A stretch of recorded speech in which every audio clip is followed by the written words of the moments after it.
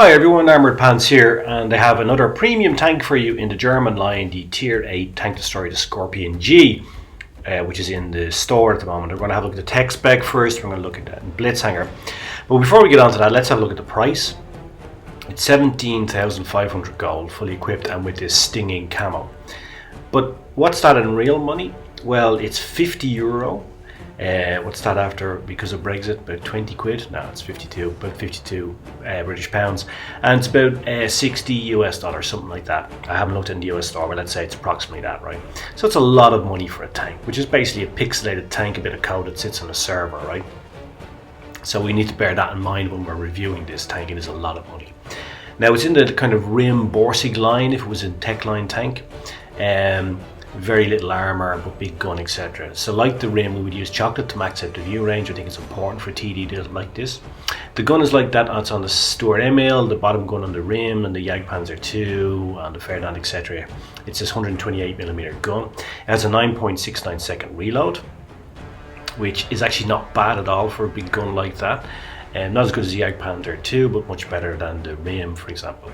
It has 920 meter per second muzzle velocity, so we need to maximize that because you're going to be doing a lot of sniping in that tank. So maximize that up to 1196 meters per second using supercharge, and we're going to use refined gun as well. Now you've got 246mm of pen on AP, 311 on APCR, and 65mm in HE, which is pretty good. And you're going to be able to pen light tanks like RU-251s, the back and sides of medium tanks, etc. So load up HE, make sure you've got some HE rounds loaded up on this. It is different to the Rim Borsig in that it's fast, right? It's 55 kilometers an hour going forward and 20 kilometers an hour in reverse. So the Rim Borsig only does 35 kilometers an hour forward, so it's faster. It has a better power to weight ratio as well. Like the Rim, it has a 360 aiming arc, but it's better than the Jagdpanzer 2, etc. So you actually have a turret on it. It makes it much more agile, much more maneuverable, and easier to get into sniping positions. Also, the speed of the tank means that it's easier to get into those sniping positions quicker than it is on a Rim or many other tank destroyers. It also means that you can relocate faster. And that's important because you've got zero armor, you're a shell magnet, so once you're spotted, unless you can roll back into cover, which you'll see me doing in the games that we're going to look at, it's important for you to relocate. Now, if you look here at the relative armor numbers on the side, just there, because this has a Panther body, right? So if you look at the bottom, there is a possibility of getting a bounce if you're in a side scraping position, but you can't play for that, of course. It's an open top, obviously, so therefore you're going to get HE spammed at you, your ammo rack is exposed. If you're going down a hill, you can fire a HE round directly into the top of the tank and maybe even detonate your ammo rack, so you need to be very careful of that. And of course, when you're a tank destroyer, and you're in sniping positions, you're up on hills, so then you're going to be going up, coming down and exposing that open turret. Therefore, I run 2 repair kits because you do not want to get tracked out in the open in this thing. If you get tracked out in the open, you are going to die very quickly and very painfully, and you're going to pay a lot of money for that death. So yeah, so obviously we need to avoid that. So 2 repair kits is recommended. Now, you see from the historical reference, this tank never existed. It was just a prototype they thought about, blueprints, using the Panther body and putting a big gun on top of it. In terms of tactics, basically this is a long-range sniping tank. It has the gun for that. So therefore you want to play behind your teammates, you want to get into a good sniping position. The engine allows you to do that pretty quickly. You're able to get around the map, get into a good sniping position pretty quickly. You want to get there, and then you need your team to spot for you. Like as we've discussed in many of the tank destroyer guides that we've looked at and the tank destroyer tutorial that we have on channel, you need your teammates to spot, because you don't have the view range of a light tank, etc. You need your teammates to go out and spot for you. You sit at the back, adopt a good position, and then you try to inflict damage on your team, sniping and trying to win the game for your team. Now we're going to look at some gameplay here in the Skorpion. As you can see, I'm running the stinging camouflage that comes in the package that you get fully equipped as well, which seems like a nice deal, getting free camo and all the equipment, but when you consider you're paying €50 for it, yeah, it maybe not be such a good deal. So this guy likes my name, I think, and why not? It is quite an original one, I think. Probably gonna have to change it though after a few videos because I keep getting targeted. Then most people know who I am, but probably should just use a number instead, or not use a name at all. But as I run multiple accounts, though, it's not such a big deal. So as I said, the tactics I'm adopting are what we described earlier. I am going to adopt a typical sniping position. I'm moving into a position where I hope I can support my team around these strategic areas of the map, which are C and D. I've an elevated position, I'm in soft cover, but I do need my team now to spot up for me, and then hopefully I can do some damage and help my team to win the game. Now, one of the things about sniping, and actually we have a sniping tutorial coming on channel in the next couple of days, I'm working on it right now. One of the things about sniping is you need to have patience. Once you get into a good position, it's very tempting if no targets are showing immediately for you to move. But, and we just slowed it down here so you can have a look at that shot to see how good the gun is. It's very often about patience. Moving into position, if you believe that you're in the right position, if you've done your homework and you know that you're in a good position for that map, it's a lot of time it's about being patient, and a lot of time it's about not fluffing your shots, as I did there. The longer the reload you have, the more important it becomes not to fluff shots. Again, I fluffed 2 in a row there, so I basically wasted almost 20 seconds of reload time doing no damage. But now I'm able to put one in on the waffle tractor. And you can see what I'm doing is, right, I've adopted a position here, and this is particularly good tactics in this tank because it has such a powerful engine. It's quite fast and maneuverable. If you have a hill that you can roll back onto, once spotted, out of cover, reset your camo, and then move back up, it is a good tank for those tactics. So you can see here I'm hugging the hill, I'm rolling halfway back and then using the power of the engine to get me back up quickly, and this tank allows for this, and then I'm back in for another shot, get the kill shot on the Carnivorian, which I damaged earlier with that lovely shot into his turret. Now back, resetting camo, reloading. Interestingly, reset camo takes about 11.6 seconds, and the reload in this is just under 10 seconds. So by the time the light bulb goes off, if you roll back reload, when you come back out, automatically camo is reset because the light bulb goes off after 3 seconds. So you're talking about just over 13 seconds how the will have passed, so you know your camo's reset. So it's a good way of judging that. I'm trying to see if I can get another shot on here. Again, being patient, not wasting my shot as I did earlier. And now I'm going to see if I can shot on him. No, you can see how light the tank is. I'm not able to push the hulk of the Jagdpanther out of the way. So now I'm going to move, I'm going to relocate. And this again is one of the secrets of sniping, of doing it well, and something that we're going to look at in the sniping tutorial. If you're in a good sniping position, but then there's no longer targets available, you move from sniping to be just becoming a camper. So you need to continually assess the game and move and make sure that you are always supporting your team. If you're in a position where you're firing at the enemy and doing damage and you've got targets, then you're sniping. If you're in a position where you're unable to influence the game at all, then you are just camping and not helping your team. And that's kind of basically the difference between sniping and camping, in my opinion. And I've kind of tried to make definitions of those two activities, which you'll see in the sniping tutorial, which is going to come up in a day or so on channel. Again, you see how good the gun is. Just snap one off here. Didn't even have to let the aiming arc fully concentrate. And now you see how fast the tank is too. I'm able to get into a position to help my team. I snap one off here, but it's not a light tank. It doesn't go through. It doesn't have the gun handling of a light tank. But you can see how maneuverable it is. I was able to move along, fire that shot off, and then able to get into some cover as well. And put one right into the butt of the IS-8 here. And now you can see the IS-8, it's no slouch, but I'm actually able to keep up with it.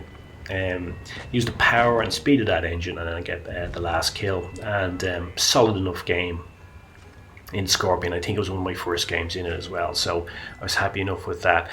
And I think that game was a good example of the tactics you should use in this tank. At the start, assessing where your team is going, moving to a sniping position, but playing behind your team where you can support them and try to stay out of trouble. remaining unspotted as long as you can. When you are spotted, moving back into cover, resetting camo, coming out and firing again. And I think this is basically the tactics you should use. And then of course later on in the game, moving to support your team when you no longer have to be in a sniping position. Now we're going to have a look at another game. This is Mayan Runes against Supremacy. Now this is a mastery game in the Skorpion, but it's a game that we actually lose. Couple of reasons we lost it. One is I made a couple of mistakes at the end of the game. I also kind of got distracted a bit by my teammate. You'll see what happens in a minute, but nonetheless I shouldn't have done that. So kind of, even though it was a mastery, I was very frustrated at the end of this game. But I wanted to show it to you anyway, because it is a very good example of how to play this tank well and playing to its strengths. And then also we look at my mistakes, because actually I believe you learn more from mistakes than you do from actually doing things right, because the mistakes kind of more stick out. And I think that's true, not just for Blitz, for most of life really, isn't it? So you can see the position I'm adopting here is I'm actually sort of in a kind of a side scraping position here against this wall.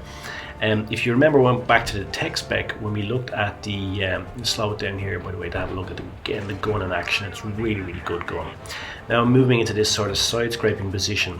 As I said, you can't really expect to get bounces in this tank, but what I am doing is I'm putting those high relative armor numbers on the side of the Panther hull in against that wall there, so there's a possibility if I am spotted that I may get a bounce. I'm not saying you will, but certainly I'm doing everything I can should a shell come in at me, even if it's a shell on spec, that I might get a bounce. And I have gotten some bounces in playing the Skorpion, but again, as I said, you cannot play for them. If you get them, just take them as a bonus, because really it doesn't really have any armor at all, except for that, as we saw in the tech spec, that narrow patch on the top of the hook, that narrow line along where you can get some decent relative armor numbers. Put around in this AMX, he's going to come back later on and start giving me some abuse for whatever reason. I've absolutely no idea. You can see here, by the way, I'm adopting exactly the same tactics as I did in the gameplay on Normandy. I'm using the power of the engine to go back and hang off the back of the hill. So, and why am I doing that rather than going down to the bottom of the hill? Well, because I have a powerful engine, if I only go halfway down the hill, it actually allows me to get back onto target much faster than if I went all the way down the hill. Now I'm just hanging on the back here, as you can see, and I'm basically minimizing the distance I have to travel to reset camo, and then minimizing the distance I have to go back on target. So you can see I am basically utilizing one of the strengths of the tank, which is the strong engine and its good power to weight ratio, to minimize the distance that I have to move to reset camo and stay in cover, and minimize the amount of time that I am off target. And that's one of the reasons I'm able to do so much damage in this game. I think I end up doing over 5k of damage. Now again, as in the other game, I am actually moving once I run out of targets in the sniping position I'm in. And this is quite dangerous in this tank because it has no armor whatsoever and you're going to get exposed. But I need to move to support my team. There's no point in me staying where I am. Okay, I could remain safe, but we're going to lose the game, right? So I need to go to try and to help my team. Now I got a bit sloppy there. I don't know why I thought that IS-3 was going to be facing the other way. I should have assumed he's going to turn around and come back onto target. But we're in a decent position here now. I'm able to put a round in. You can see I'm just going to, by the way, freeze frame here. You can see what this guy's saying to me. He's calling me a noob and a coward. I've actually no idea why. I don't know what his problem was. But also, I mean, it's such a ridiculous thing to say to somebody, isn't it, that you're a coward? You're playing a pixelated tank game. What has courage, cowardice, or anything else got to do with it? How? It's not like you really die. It's not like you even feel any physical pain. It's not like that game in Never Say Never Again, where the computer game where James Bond plays against the evil bad guy, where you actually feel pain when you lose points. Right? I mean, it's such a stupid thing to say. Now, I got distracted here by my colleague, he came out in that ISU, just sat there and got killed by both of them, and turned a situation which could have been an easily winnable game into a situation where, because I'm now behind on points, I have to go after them. I take a massive round off him. again, but I made mistakes as well. I actually got distracted by my teammate coming out and getting killed. And then I wasn't really paying attention. I lost track of where the Yag Panther was. Yeah, so Yag Tiger was. And that's basically what got me killed. I still could have won that game, but I just got distracted at the end. It was stupid, really stupid gameplay for me. But nonetheless, I got a mastery badge, 5.2k damage, 4 kills, etc. Over 1.4k of XP, which delivered a mastery badge. But again, I was quite annoyed afterwards at that game because I really could have still won it, and I allowed myself to be distracted by my teammate and what he was doing, or rather what he wasn't doing, and I kind of lost concentration there, and I lost track of that Yag Tiger, which really could have, if I'd kept track of where he was, I could have gone into cover and maybe gone around behind him and taken him out. But anyway, we learn our lessons from our mistakes, as I said. But overall, a pretty good game. But by the way, this is the guy that was giving me the abuse. I just wanted to check out who he was. I have no idea what his problem was. I didn't bother messaging him afterwards. I don't bother doing that. It's just a waste of time. It was kind of weird kind of thing, you know. But anyway, that's just one of the things we have in Blitz. So let's have a recap. This is a very tough tank. It's very unforgiving.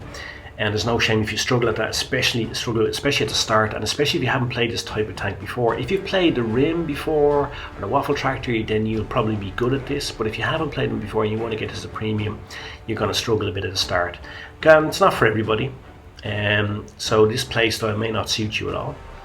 But if you do decide to get it, the tank is all about the gun, and it's a really good gun. And it's ideal for these sniping tactics that we looked at during the game play. 128mm gun is accurate, it has good pen, it's very reliable, as you saw. Usually it's going to pen if you aim correctly. It's a decent reload, it's just over 9.6 seconds. It's very good, it's better than a lot of its peers in tier 8, particularly tank destroyers.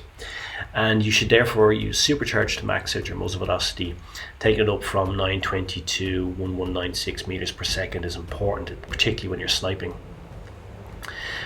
When you're playing this tank, check the setup at the start, and then choose your tactics accordingly. Move into a sniping position where you can support your team, sniping from behind them. You can, when you get more comfortable with this tank, maybe go behind your heavies or go behind your medium tanks, something I often do. But really, I wouldn't do that at the start. I would wait until you're comfortable with the tank, comfortable with its handling, comfortable with its gun, and then later on you can do more advanced tactics, because really you've no armor. So when you're getting used to this tank, if you do buy it, just play it safe at the start, because you know you're a HE magnet. HE doesn't bounce normally, although sometimes it does, even though they say it doesn't.